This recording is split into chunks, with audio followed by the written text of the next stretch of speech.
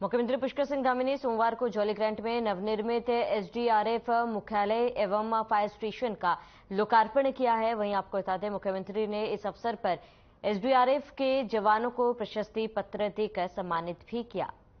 वहीं कार्यक्रम के दौरान मुख्यमंत्री ने घोषणा की है कि एसडीआरएफ द्वारा 11,000 फीट से अधिक ऊंचाई पर किए जाने वाले रेस्क्यू कार्यों के लिए अन्य अर्धसैनिक बलों की तर्ज पर एसडीआरएफ में कार्य करने वाले राजपत्रित अधिकारियों को 1,500 रुपए और अराजपत्रित अधिकारियों को कर्मचारियों को 1,000 रुपए प्रतिदिन जोखिम भत्ता प्रदान किया जाएगा।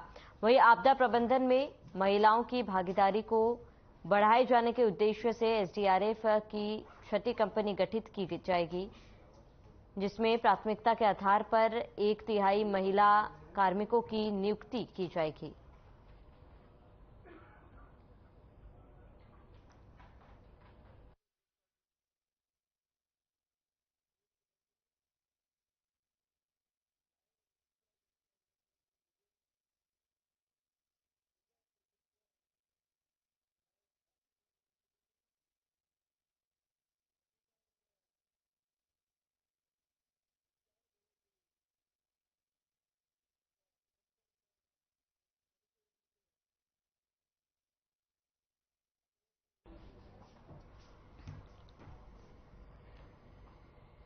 उत्तराखंड में एक बार फिर 22 अप्रैल से चारधाम यात्रा शुरू हो गई है और 25 तारीख को केदारनाथ के भी कपाट खुलने जा रहे हैं। यात्रा को सुगम और सरलीकरण बनाने के लिए इस बार स्वास्थ्य महकमे ने कमर कसी हुई है। वहीं सूबे के स्वास्थ्य मंत्री धन सिंह रावत ने बताया है कि इस बार यात्रियों के लिए स्वास्थ्य एटीएम की सुविधा भी की जा रही है, जो यात्रियों को सुविधा प्रदान करेगी। वहीं दूसरी ओर जगह जगह डॉक्टरों की टीमों को अलर्ट मोड पर रखा गया है और एम्स ऋषिकेश और कई अस्पतालों को इमरजेंसी के लिए रखा गया है। यात्रियों के लिए एम्बुलेंस भी उपलब्ध कराई गई है। एम्बुलेंस की भी इस बार सुविधा दी जा रही है। इसके लिए बाकायदा हम लोगों ने एक नंबर भी जारी किया है। अगर यात्री किसी परेशानी में है तो वह 1040 डायल का स्वास्थ्य सुविधा ले सकते हैं।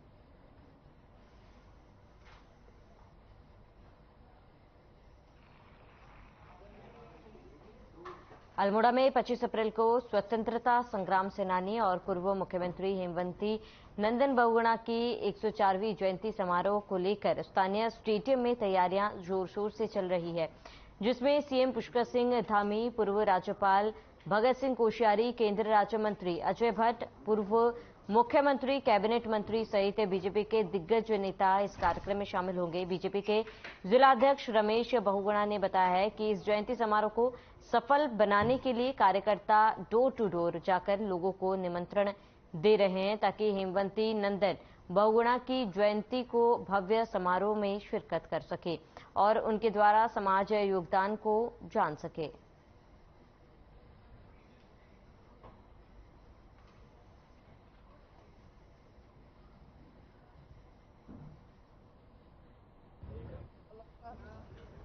स्वर्गीय हेमवती नंदन बहुगुणा जी की 104वीं जयंती पर प्रदेश के यशस्वी मुख्यमंत्री माननीय पुष्कर सिंह धामी जी 1 बजे यहाँ पर पहुँचने वाले हैं। 11 बजे वो अल्मोड़ा पहुँच जाएंगे। 1 बजे कार्यक्रम स्थल पर पहुँचेंगे और मुख्य अतिथि के रूप में रहेंगे। बहुत बड़ा कार्यक्रम ये लिया गया है।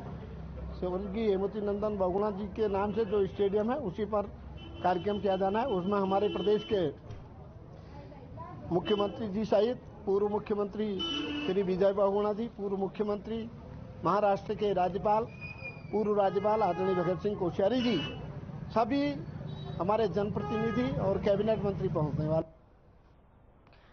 वहीं अल्मोड़ा जिला मुख्यालय में आम जनता जाम के झाम से परेशान है। लोगों को जाम की समस्याओं से राहत नहीं मिल पा रही है। आए दिन जाम लगने से पर्यटकों और आम लोगों को दिक्कतों का सामना करना पड़ रहा है।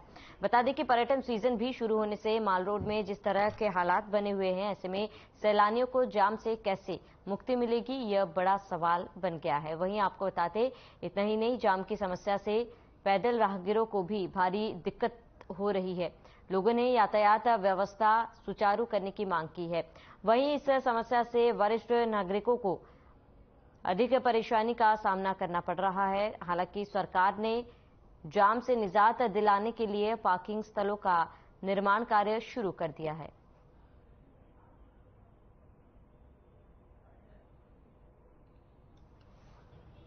अल्मोड़ा एक सांस्कृतिक और ऐतिहासिक नगर है। यहाँ पर यातायात की बड़ी समस्या है, जिससे बाहर से आने वाले पर्यटकों को बड़ी असुविधा रहती है। हालांकि शासन द्वारा यहाँ पर पार्क बनाए जा रहे हैं, लेकिन उसके बावजूद भी यहाँ पर ट्रैफिक की अव्यवस्था है।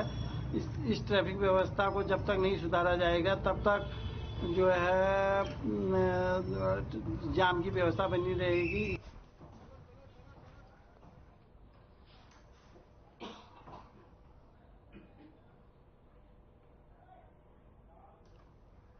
तो बीजेपी के प्रदेश प्रवक्ता वीरेंद्र सिंह बिष्ट ने बताया है कि चारधाम यात्रा शुरू हो चुकी है और चारधाम यात्रा को लेकर सरकार बहुत ज्यादा संवेदनशील है। लगातार चारधाम यात्रा की समीक्षाएं हो रही है और उन्होंने बताया कि चारधाम यात्रा के लिए यात्रियों का आना भी शुरू हो चुका है। केदारनाथ यमुनोत्री पर थोड़ा मौसम साफ नहीं है, वहां पर बर्फबारी भी हो रही है, तेज हवाएं भी चल रही हैं। वहीं इसीलिए सरकार ने एहतियात के तौर पर यहां कुछ दिनों के लिए रजिस्ट्रेशन बंद कर दिया है और यात्रियों को अभी नीचे पड़ाव पर रुकने के लिए निर्देशित किया गया है। उन्होंने बताया कि सीएम पुष्कर सिंह धामी ने यात्रियों से अनुरोध किया कि जो भी अपडेट मौसम विभाग की तरफ से होगा, उसी हिसाब से यात्री अपनी यात्रा को प्रारंभ करें और सरकार पूरी तरह से यात्रियों के साथ खड़ी है।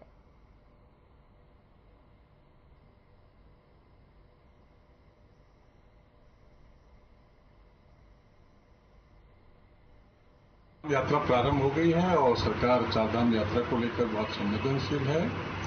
लगातार चारधाम यात्रा की समीक्षाएं हो रही हैं।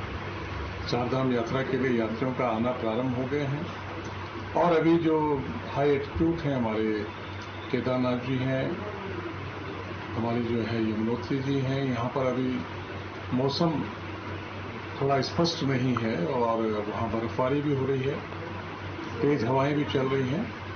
इसलिए सरकार ने एहतियात के तौर पर यह निर्णय लिया है कि फिलहाल अभी 2-3 दिन के लिए रजिस्ट्रेशन बंद कर दिए गए हैं और यात्रियों को अभी नीचे जो पड़ाव है वहां पर रुकने के लिए निर्देशित किया गया है कि यात्री वहां पर रुकें। सभी जिलाधिकारियों को सरकार ने स्पष्ट रूप से निर्देश दिए हैं कि किसी भी यात्री को कोई परेशानी ना हो। पार्किंग व्यवस्था से लेकर स्वास्थ्य सेवाओं से लेकर शौचालय है, पानी की व्यवस्थाएं हैं, उनको जो ऑक्सीजन है, हॉस्पिटल है, दवाइयां हैं, हर तरीके की व्यवस्थाओं को चाक चौबंद किया गया है। तो बीजेपी के प्रदेश प्रवक्ता वीरेंद्र सिंह बिष्ट ने बताया है कि आगामी 30 अप्रैल को मन की बात कार्यक्रम पूरे देश में होने जा रहा है और इसको पार्टी उत्सव के रूप में मनाने जा रही है। प्रधानमंत्री नरेंद्र मोदी के मन की बात के 100वें संस्करण पर भारतीय जनता पार्टी पूरे प्रदेश में जगह जगह कार्यक्रम करने जा रही है, जिसमें हर बूथ पर उसके हजारों कार्यकर्ता शामिल होंगे। इसके अलावा कार्यक्रम के दौरान सभी बीजेपी विधायक, सांसद हर बूथ पर जनसंपर्क करने का कार्य करेंगे।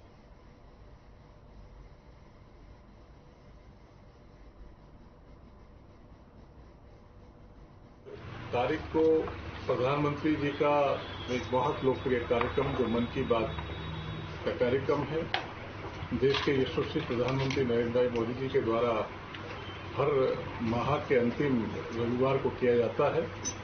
इसको लेकर लोगों में बड़ा उत्साह बना रहता है। इस यात्रा के 100वां एपिसोड आने वाला है और वो जो 100वां एपिसोड है वो बहुत ऐतिहासिक रूप से लोग उसको उत्सुकता से उसका इंतजार कर रहे हैं। भारतीय जनता पार्टी ने उत्तराखंड राज्य के सभी पोलिंग बूथ पर इसको मनाने का निर्णय लिया है। इसके लिए सभी पदाधिकारी, सभी जनप्रतिनिधि जो सांसद हैं, विधायक हैं, पदाधिकारी हैं, जिले स्तर के कार्यकर्ता हैं, नेता हैं, सभी लोग इस कार्यक्रम में अपने अपने क्षेत्रों में उपस्थित रहेंगे। देश भर में समान नागरिक संहिता लागू करने के लिए सरकार और विधि आयोग को उत्तराखंड सरकार द्वारा जस्टिस रंजना देसाई की अध्यक्षता में गठित कमेटी की रिपोर्ट का इंतजार हो रहा है। सरकार इसी रिपोर्ट के आधार पर समान नागरिक संहिता को पूरे देश में लागू करने के लिए मॉडल कानून बनाने की तैयारी में है। गौरतलब है कि देसाई कमेटी रिपोर्ट पेश करने से पहले अंतिम चरण की बैठक कर रही है। वहीं इस पर कांग्रेस के पूर्व कैबिनेट मंत्री प्रसाद नैथानी ने कहा है कि केंद्र सरकार तो पता नहीं क्या क्या कर गई, लेकिन अब तक देश के जो हालात है वो हालात बजाय जुड़ने के टूटने की कगार पर है। साथ ही लोगों में भय व्याप्त है। उन्होंने कहा है कि लोगों के अंदर जो हमारी एक हिंदू, मुस्लिम, सिख, ईसाई एकता की बात थी, उस समय दरार आने की बात आई तो यह कौन सा कानून बना दे या कोई पता नहीं है। उन्होंने कहा अभी तो कृषि बिल आए, ना जनता को पूछा गया, ना किसानों को पूछा गया।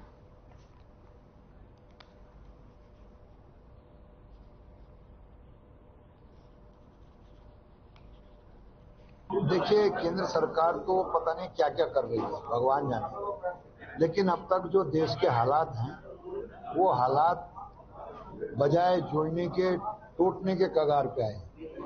लोगों में भय व्याप्त है। लोगों के अंदर जो हमारी एक हिंदू, मुस्लिम, सिख, ईसाई एक कम्युनिटी की एकता की बात थी, उसमें दरार आने की बात आई। तो ये कौन सा कानून बना दें ये कोई पता नहीं है। अभी जो कृषि बिल आए, न जनता को पूछा गया, न किसानों को पूछा गया, कितने लोग शहीद हो गए। तो देश में नया मॉडल कानून लागू किया जाना है और ऐसे में आपको बता दें कि देसाई कमेटी रिपोर्ट में कमेटी की रिपोर्ट का इंतजार किया जा रहा है और देश में नया मॉडल कानून लागू करने की तैयारी और देसाई कमेटी रिपोर्ट की अंतिम बैठक है। देहरादून की जिलाधिकारी हर सप्ताह के सोमवार को जनता दरबार लगाकर सुनवाई करती है। वहीं सुनवाई के दौरान लोगों की कई समस्याओं का निस्तारण भी किया गया। जिलाधिकारी सोनिका ने बताया है कि ज्यादातर मामले मसूरी देहरादून विकास प्राधिकरण अवैध कब्जे, जमीन विवाद और विधवा पेंशन से संबंधित रहे। ज्यादातर मामलों की सभी विभागों के अधिकारियों से बात कर निवारण करने के आदेश पारित कर दिए हैं।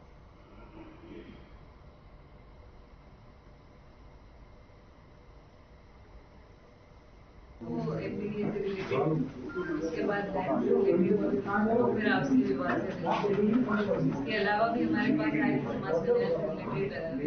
समाज कोशिश की कि मैक्सिमम को सही डायरेक्शन में ले जाए या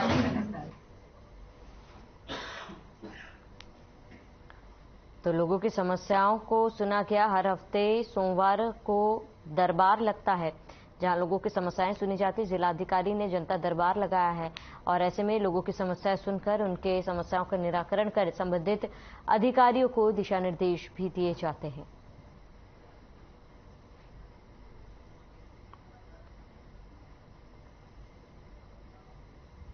उत्तराखंड में एक बार फिर मौसम विभाग ने येलो अलर्ट जारी किया है। मौसम विभाग के वैज्ञानिक रोहित थपलियाल ने बताया है कि अपने 3-4 दिन तक मौसम बदलेगा। खासकर ऊंचाई वाले इलाकों में बर्फबारी और गरज के साथ बारिश की संभावना जताई गई है। वहीं दूसरी ओर पहाड़ी क्षेत्र में हल्की से मध्यम बारिश होने की संभावना है।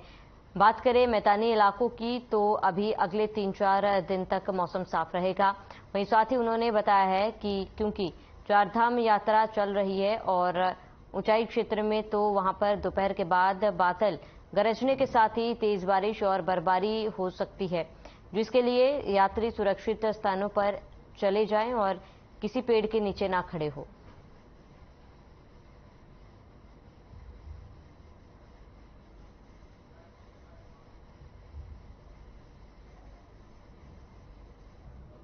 तो ये एक्टिविटी होती है, ये दोपहर के बाद या जो है शाम के टाइम पे एक्टिविटी होती है, रेनफॉल एक्टिविटी, और इसमें जो है थंडरस्टॉर्म और लाइटनिंग जो है वो ज़्यादातर रहती है।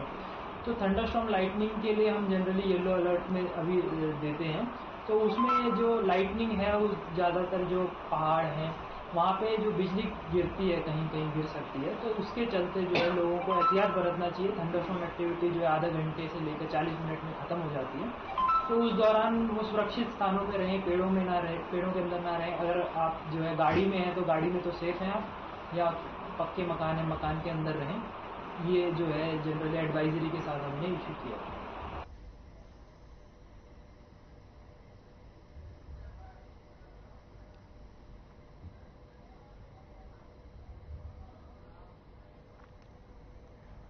उत्तराखंड की राजधानी देहरादून में आज पेट्रोलियम संरक्षण अनुसंधान संघ ने ऊर्जा संरक्षण नेट जीरो की ओर कार्यक्रम किया जा रहा है, जिसका शुभारंभ सोमवार को सुबह की शिक्षा एवं चिकित्सा शिक्षा मंत्री डॉक्टर धन सिंह रावत ने किया है।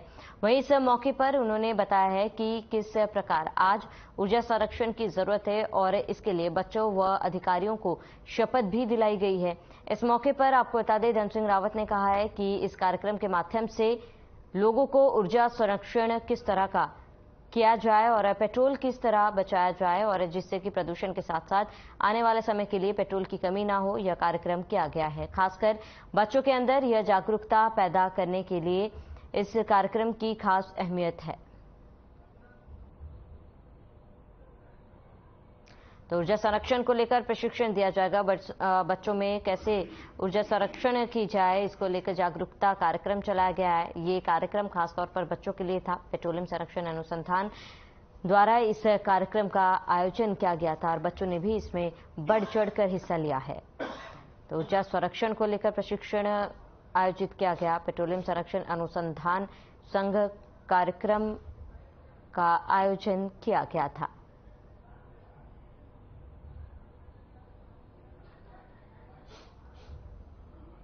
तो ऊर्जा संरक्षण को लेकर प्रशिक्षण, पेट्रोलियम संरक्षण अनुसंधान पर कार्यक्रम 2030, उसके लिए पूरे देश में पूरे प्रदेश ऊर्जा संरक्षण के लिए जो एक टारगेट फिक्स किया है नेट जीरो की ओर 2030, उसके लिए पूरे देश में पूरे प्रदेश में एक बहुत व्यापक अभियान आप लोग चला रहे हैं और मैं अपने वर्मा जी की पूरी टीम को बहुत बहुत बधाई दे रहा हूँ कि हर साल की भांति इस साल भी वो जो है पर्यावरण के लिए ऊर्जा संरक्षण के लिए हमारे उत्तराखंड के स्कूलों में कॉलेजों में हर जगह कार्यक्रम करते हैं और आज इसी परिप्रेक्ष्य में यहाँ पे एक कार्यक्रम हो रहा है। मैं अपनी ओर से सभी जितने भी हमारे नए बच्चे हैं कॉलेजों के, उन सबको हमने 3 मंत्र दिए हैं कि एक तो टीबी मुक्त उत्तराखंड करना है, एक हमको साक्षर उत्तराखंड करना है और एक हमको पर्यावरण की दृष्टि से उत्तराखंड को सबसे अग्रणी राज्य बनाना है।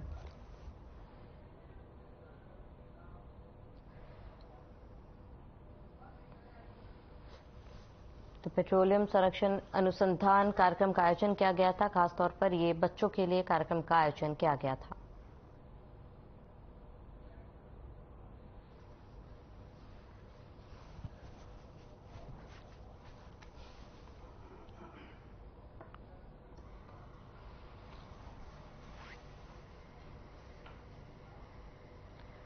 तो कौशल्या गार्डन दिनेशपुर में कान्हा सेवा समिति के द्वारा आयोजित 3 दिवसीय भगवत कथा में पहुंचे केंद्रीय रक्षा मंत्री अजय भट्ट। इस दौरान केंद्रीय रक्षा राज्य मंत्री अजय भट्ट ने आरती पूजन के साथ साथ करीब 2 घंटे तक भगवत कथा का आनंद लिया है। वृंदावन से पहुंचे कथा वाचुका देवी वल्लभी काफी देर तक सनातन धर्म की चर्चा करने के लिए उन्हें धन्यवाद भी दिया था और साथ ही इस दौरान केंद्रीय रक्षा राज्य मंत्री अजय भट्ट ने कहा है कि हम कर्म पर ही विश्वास रखते हैं और ऐसे आयोजनों में भागीदारी करने पर मन शांत होता है, साथ ही आपसी भाईचारा का बढ़ावा मिलता है।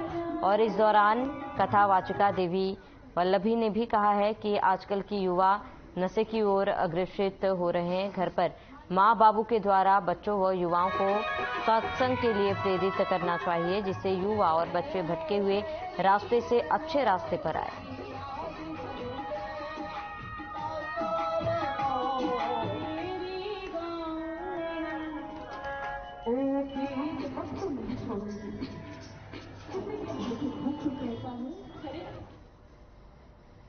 होना चाहिए कि वो बार-बार सत्संग करे, वो सत्संग करे और खास करके अपने संग पर ध्यान दें। तो जिस संग के साथ हैं, जिनके साथ वो घूमते हैं, उस संग को त्याग करें और सत्संग की ओर अग्रसर हो जाए। तो फिर वो जो नशे में लिप्त हो रहे हैं वहां से वो छूट सकते हैं। और इसका एक फल तो वहां भी जाता है कि माता पिता अपने बच्चों पे ध्यान तो देते हैं, लेकिन जैसे जैसे बड़े होने लगते हैं उनको छूट दे देते हैं, उनकी तरफ ध्यान नहीं दे रहे। वो यदि वो सत्संग पे लेके आए अपने बच्चों को, तो फिर ये होगा कि वो सत्संग की तरफ जैसे ही बढ़ेंगे फिर अपना संग भी सही होगा, सत्संग करने लगेंगे, भक्तों का संग करेंगे, तो धीरे धीरे नशा से मुक्त हो जाएंगे। नशा करेंगे ही नहीं, लेकिन जो एक बार उसमें चला गया है, जिसने नशा एक बार कर लिया है, उसको छुड़ाना बहुत मुश्किल है। कुटुंबकम वाले हैं, संसार है वो हमारे कुटुंब है, तो फिर हम लड़ाने झगड़ाने की बात करते हैं, मनुष्यता रखते हैं, ऐसा तो कहीं भी नहीं है।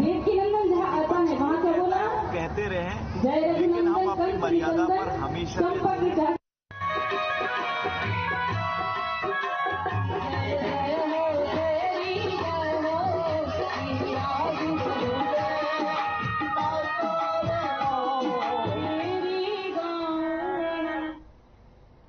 एससी गुड़िया institute of management and law college के संस्था के संस्थापक और पूर्व सांसद स्वर्गीय सत्येंद्र चंद्र गुड़िया की 13वीं पुण्यतिथि के अवसर पर सर्वप्रथम उनकी पत्नी श्रीमती विमला गुड़िया, पुत्री डॉक्टर दीपिका गुड़िया आत्रेय और डॉक्टर नीरज आत्रेय के साथ समस्त परिवार द्वारा पूरे विधि विधान से पूजा अर्चना की गई। और इस दौरान यहां मौजूद वक्ताओं ने कहा है कि स्वर्गीय सत्येंद्र चंद्र गुड़िया की 13वीं पुण्यतिथि पर हम उनको स्मरण कर रहे हैं। साथ ही उन्होंने कहा है कि काशीपुर क्षेत्र में आज जो भी विकास दिखाई दे रहा है, जो भी स्वर्गीय गुड़िया जी की ही देन है।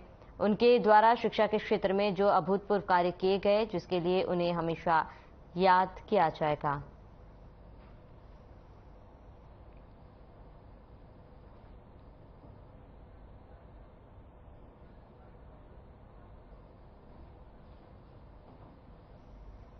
परम पूज्य स्वर्गीय सत्येंद्र चंद्र गुड़िया जी की आज 13वीं पुण्यतिथि है।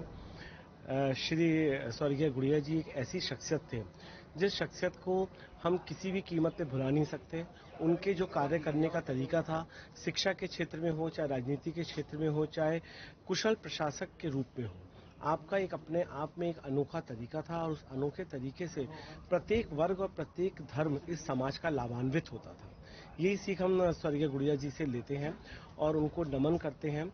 और जिस प्रकार के उनका जो बताया हुआ रास्ता था, उस रास्ते पर चलने के लिए हम सभी लोग प्रयास करते हैं कि जो रास्ता उन्होंने हमें बताया, उस रास्ते पर हम लोग निरंतर चलें। बहुत ज़्यादा पापा की कमी मुझे हर पल महसूस होती है।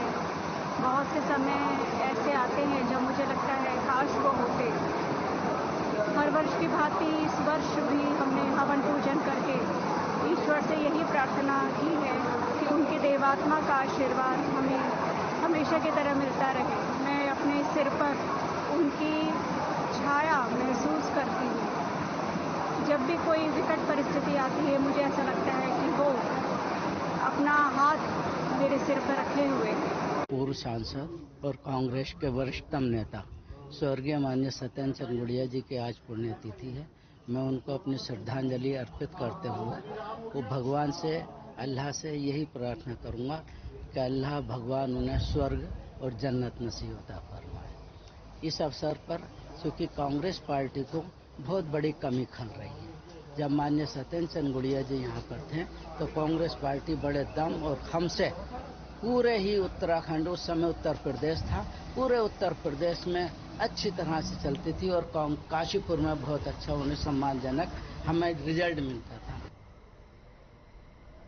चारधाम यात्रा को ध्यान में रखते हुए एसएसपी दलीप सिंह कुंवर ऋषिकेश पहुंचे। सबसे पहले उन्होंने यात्रा ट्रांजिट कैंपस का निरीक्षण किया है और मौके पर पुलिसकर्मियों को उन्होंने यात्रियों की हर समस्या को गहराई से सुनने और उसका समाधान तत्परता से करने के निर्देश दिए हैं। साथ ही एसएसपी ने चारधाम यात्रा पर जाने वाले यात्रियों के साथ बातचीत की है और उनको भारी बर्फबारी की वजह से केदारनाथ धाम की बंद किए गए रजिस्ट्रेशन के बारे में जानकारी देकर जागरूक किया। बताया गया कि भारी बर्फबारी की वजह से फिलहाल रजिस्ट्रेशन बंद किए गए हैं, जो व्यवस्था बनते हैं खोल दिए जाएंगे। जिसके साथ ही उन्होंने अधीनस्थ पुलिस कर्मियों से ट्रैफिक व्यवस्था के बारे में फीडबैक भी लिया। एसएसपी ने बताया कि चारधाम यात्रा का प्रवेश द्वार होने की वजह से वो लगातार तमाम व्यवस्थाओं की मॉनिटरिंग खुद कर रहे हैं।